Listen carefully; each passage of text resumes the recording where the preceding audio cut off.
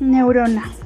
Estructura básica: cuerpo celular o soma, dendritas, axón, botones terminales. Ahora hablaremos sobre la estructura interna de la neurona. Se conforma por la membrana, el núcleo y el citoplasma y sus organelos, los cuales son las mitocondrias, el retículo endoplástico liso y rugoso, aparato de Golgi, lisosomas, citoesqueleto. El transporte axonal o transporte axoplásmico, incluso también conocido como flujo axoplásmico, es un proceso celular responsable del movimiento e interacción dentro de los distintos componentes interiores de la célula. Hablamos de lo que se trata como organelos, proteínas, lípidos ubicados dentro de la misma neurona.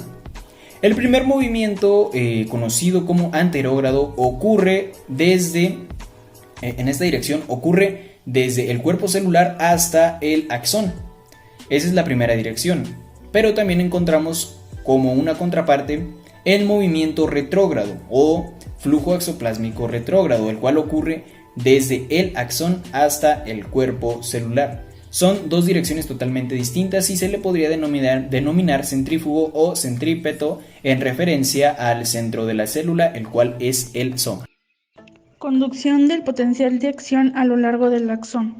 Ley de todo o nada, principio que define que una vez desencadenado el potencial de acción en un axón, este se propaga sin disminuir hasta el final de la fibra. Ley de frecuencia, principio que define que las variaciones de intensidad de un estímulo u otra información que se transmite por un axón se representa mediante variaciones de la frecuencia de descarga del axón. Conducción saltatoria, conducción de potenciales de acción por axones mielínicos. El potencial de acción parece saltar de un nódulo de Ramier al siguiente. Bien, en reposo, una neurona normal, una neurona típica, tiene un potencial de reposo, el cual se presenta a través de la membrana. El voltaje suele oscilar de menos 60 a menos 70 milivoltios. Esto significa que el interior de la célula está cargado más negativamente en relación con el exterior. El proceso de la hiperpolarización es cuando el potencial de la membrana se vuelve más negativo en un punto particular en la membrana de la neurona, mientras que la despolarización es cuando el potencial de la membrana se vuelve menos negativo, o sea, más positivo.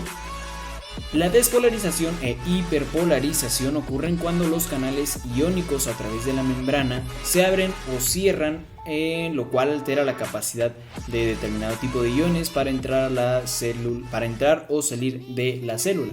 Por ejemplo, la apertura de los canales que permiten el flujo de iones positivos hacia afuera de la célula puede causar la hiperpolarización.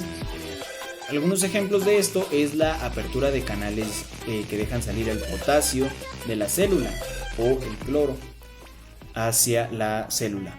La apertura de canales que permiten el flujo de iones positivos hacia la célula puede causar la despolarización. Ejemplo, la apertura de canales que dejan entrar el sodio a la célula, sodio positivo. La apertura y cierre de estos canales pueden depender de la unión de moléculas de señalización, tales como neurotransmisores o canales iónicos activados por ligando, o de voltaje a través de la membrana, canales iónicos también dependientes de voltaje. Cambios iónicos durante el potencial de acción. Número 1. Se abren los canales de sodio y el sodio entra en la célula. 2. Se abren los canales de potasio. 3. Se cierran los canales de sodio. 4. El potasio sale de la célula haciendo que el potencial de membrana vuelva a nivel de reposo. 5. Se cierran los canales de potasio. La sinapsis es la conexión entre los botones terminales de los extremos de las ramas del axón de una neurona a la que se le conoce como neurona presináptica y la membrana de otra o neurona postsináptica. La membrana presináptica se encuentra al final del botón terminal y se ubica frente a la membrana postsináptica. Esta se sitúa en la neurona que recibe el mensaje. Estas membranas se encuentran a través del espacio sináptico, que es una hendidura que varía de tamaño, pero por lo general es de 20 nanómetros de ancho, que contiene el líquido extracelular por el cual se difunde el neurotransmisor o sustancia transmisora. El potencial postsináptico son alteraciones en el potencial de membrana de una neurona postsináptica producidas por la liberación de neurotransmisor en la sinapsis, que pueden ser tanto despolarizantes como hiperpolarizantes. El carácter que determina el potencial postsináptico en una sinapsis está determinado por las características que los receptores postsinápticos, por el tipo específico del canal iónico que abren. Existen dos tipos de potenciales postsinápticos. El primero es el potencial excitatorio postsináptico, o PEPS. Es la despolarización excitatoria de la membrana postsináptica de una sinapsis causada por la liberación de un neurotransmisor en el botón terminal. El segundo es el potencial inhibitorio postsináptico, o PIPS. Es la hiperpolarización inhibitoria de la membrana postsináptica de una sinapsis causada por la liberación de un neurotransmisor en el botón terminal. Existen 4 tipos de canales iónicos controlados por neurotransmisores en la membrana postsináptica. El primer canal es el sodio. Este es la principal fuente de potenciales excitatorios postsinápticos. El sodio se encuentra fuera de la célula en espera a que las fuerzas de difusión y presión electrostática lo empujen hacia el interior de la célula. Cuando los canales de sodio se hallan abiertos, es una despolarización. El segundo es el canal del potasio.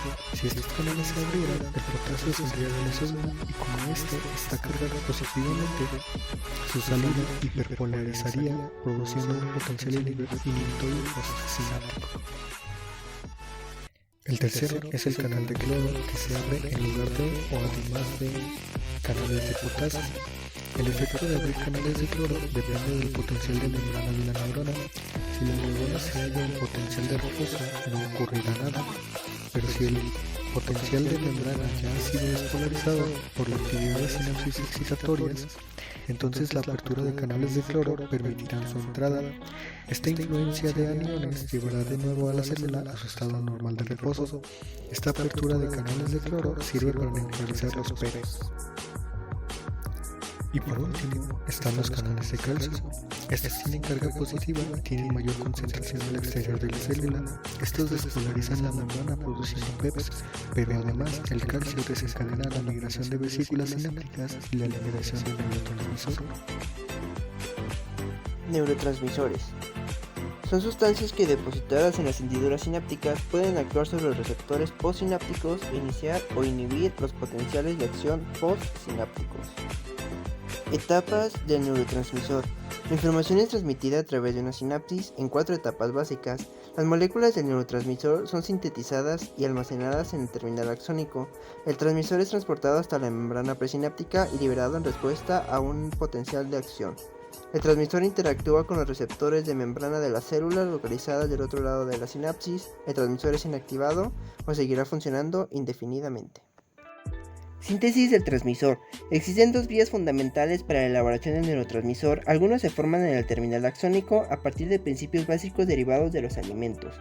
Las proteínas transportadoras de la membrana celular captan de la sangre los precursores químicos requeridos. Las mitocondrias en el terminal axónico suministran energía para la síntesis de esos neurotransmisores a partir de sus precursores químicos. Otros neurotransmisores son elaborados en el cuerpo celular según las instrucciones contenidas en el ADN de la neurona, envueltos por membranas en los corpúsculos de Golgi y transportados en los microtúbulos hasta el terminal axónico. Almacenamiento del transmisor. En el terminal axónico, los neurotransmisores, elaborados de cualquiera de esta manera, son recogidos en membranas que forman vesículas sinápticas. Estas vesículas se almacenan de 3 modos. Algunas se acumulan en gránulos de almacenamiento, otras son fijadas a los filamentos en el terminal y otras son adosadas a la membrana presináptica, preparadas para su liberación en la hendidura sináptica.